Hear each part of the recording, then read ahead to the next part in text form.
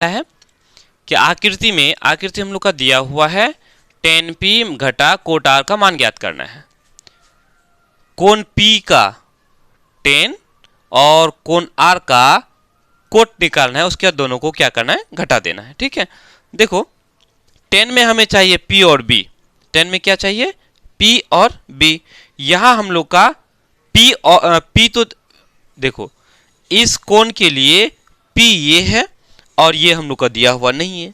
इस कोण के लिए ये b है, ये हम लोग का दिया हुआ नहीं है। पता है ना, कोण के ठीक सामने वाला जो भुजा होता है वो p होता है और उसके बगल वाला जो भुजा होता है वो b होता है। ठीक है, तो इस कोण के लिए ये p और ये b, इस कोण के लिए ये p और ये b हो गया।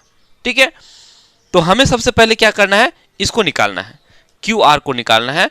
h हम लोग का दिया हुआ है, हम लोग को पता ही जब ये समकोण त्रिभुज है तो समकोण त्रिभुज में किसी कोई दो भुजा अगर दिया हुआ रहे तो तीसरा भुजा हम लोग आसानी से निकाल सकते हैं, है ना। चलो, तो सबसे पहले हमने इसको निकालना है। लिखेंगे हल त्रिभुज पी क्यू आर में, त्रिभुज पी क्यू आर में। ठीक है, हमने क्या करना है, क्यू आर को निकालना है। किसको निकालना है, क्यू आर। तो क्यू आर को निकालेंगे तो क्या करेंगे, यह हम लोग का देखो याद होगा आप लोग का h बराबर अंडर रूट पी स्क्वायर जोड़ बी स्क्वायर होता है, पता है। और ये भी बताए हैं p बराबर अंडर रूट एच स्क्वायर घटा बी स्क्वायर, b बराबर होता है under root H square minus P square. ठीक है, फिलहाल इस पर ज़्यादा डिस्कस करने का समय नहीं है। ठीक है, इसीलिए जो है आप लोग इस चीज़ को ध्यान में रखना, याद रखना। अगर समकोण त्रिभुज में जब कोई दो भुजा दिया हुआ रहे तो तीसरा हम लोग आसानी से ज्ञात कर सकते हैं। यानी कि यदि h और p दिया हुआ है b निकाल सकते हैं, और p और b दिया हुआ है h दिया हुआ नहीं है तो h निकाल सकते हैं, या फिर h और b दिया हुआ है तो हम p हम आसानी से निकाल सकते हैं। ठीक है, तो इसी फॉर्मूला का हम लोग यहाँ इस्तेमाल करेंगे। ये हम लोग का क्यू आर है, b इस क्यू आर को निकालने के लिए हमको क्या करना है, एच स्क्वायर घटा पी स्क्वायर करना है। h हम लोग का दिया हुआ है और p हमारा ये है दिया हुआ। ठीक है, तो इसी का इस्तेमाल करेंगे, यानी b बराबर क्या हो जाएगा, रूट h मेरा क्या है, पी आर है, तो पी आर स्क्वायर घटा उसके बाद पी स्क्वायर, p मेरा है पी क्यू यानी पी क्यू स्क्वायर। कोई दिक्कत? ठीक है, हो सके तो इसको साइड में लिख के आप लोग रख लेना। चलो अब देखते हैं, इसको नहीं निकालेंगे तो ये सारा हम लोग का मान निकलेगा नहीं। ठीक है, इसीलिए इतना करना पड़ता है। पी आर कितना है, 13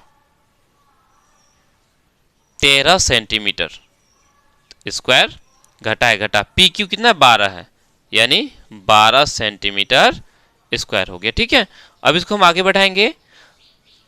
13 और 13 को यहाँ 13 सेंटीमीटर स्क्वायर का मतलब हुआ कि 2 ठो 13 है। क्या ठो 13 है, 2 ठो 13 गुना हो रहा है। तो 2 ठो 13 को जब आप लोग गुना करोगे तो कितना हो जाएगा, गुना करके देखोगे ये हो जाएगा 169 हो जाएगा। ठीक है, यानी कि 169 सेंटीमीटर स्क्वायर।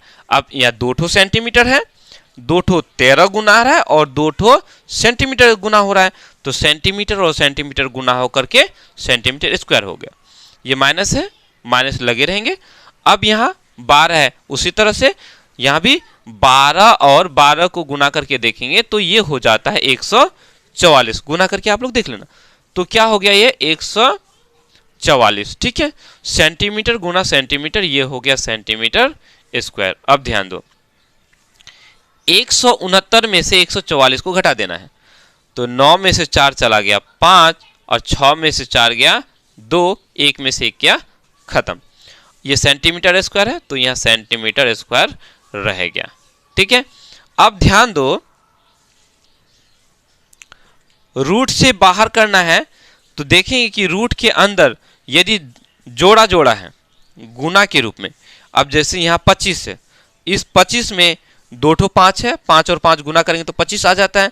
तो 2 ठो 5 है ना, 1 ठो 5 रूट से बाहर आ जाएगा। तो 25 में से 5 बाहर आ गया, मतलब ये रूट खत्म हो गया। 25 का रूट क्या हो गया, खत्म हो गया। ठीक है, 25 का जो वर्गमूल होता है वो 5 होता है। ठीक है, अब चलते हैं, यहाँ सेंटीमीटर स्क्वायर है, कैठो सेंटीमीटर, 2 ठो सेंटीमीटर है, 2 ठो सेंटीमीटर गुना हो रहा है तो 1 सेंटीमीटर बाहर आ गया। अब इसका भी रूट खत्म हो गया, इसका भी रूट खत्म और इसका भी रूट खत्म हो गया। ठीक है, तो यानी 25 सेंटीमीटर स्क्वायर का जो वर्गमूल आया वो क्या है, 5 सेंटीमीटर। यानी कि क्यू आर का जो मान निकला वो निकला 5 सेंटीमीटर। ठीक है, चलो एक काम तो हम लोग का हो गया, क्यू आर हम लोग निकाल लिए। अब हम लोग को क्या करना है, 10p घटा कोट आर लिखना है। चलो अब लिखेंगे, यहां लिखेंगे अब 10p घटा कोट आर लिख दिया।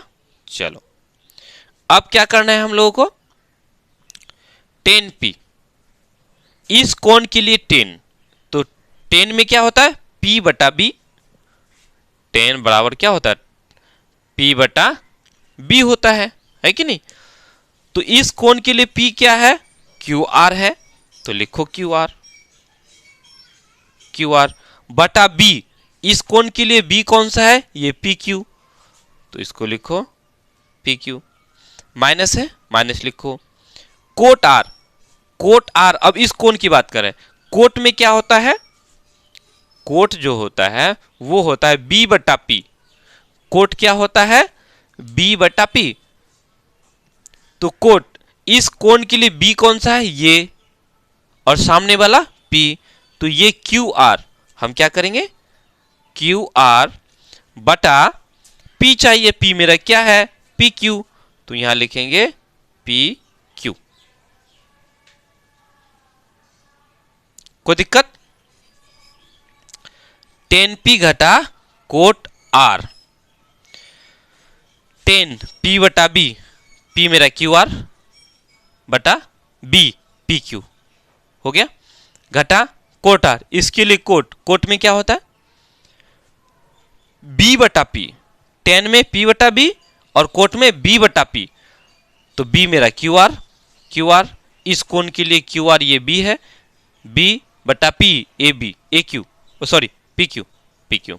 अब हमने क्या करना है, वैसे ये तो यहीं कट के 0 हो जाएगा, लेकिन हमें यहाँ निकालना है, तो पी क्यू, क्यू आर कितना निकला 5 सेंटीमीटर, और पी क्यू मेरा, पी क्यू कितना दिया हुआ है हम लोग का 12 सेंटीमीटर, घटा Q R, Q R, Q R 7 centimetre,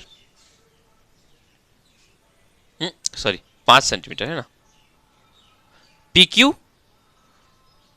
P Q हम लोग का 12 सेंटीमीटर, 5 सेंटीमीटर बटा 12 सेंटीमीटर घटा 5 सेंटीमीटर बटा 12 सेंटीमीटर, दोनों बराबर निकल गया, ये प्लस में और ये माइनस में, तो दोनों ही क्या हो गया, खत्म हो गया, खत्म होके क्या हो गया, 0 हो गया। यानी कि 10p घटा कोट आर का जो मान निकला वो क्या निकला, 0 निकला। ठीक है, चलो अब हम लोग अगला करेंगे।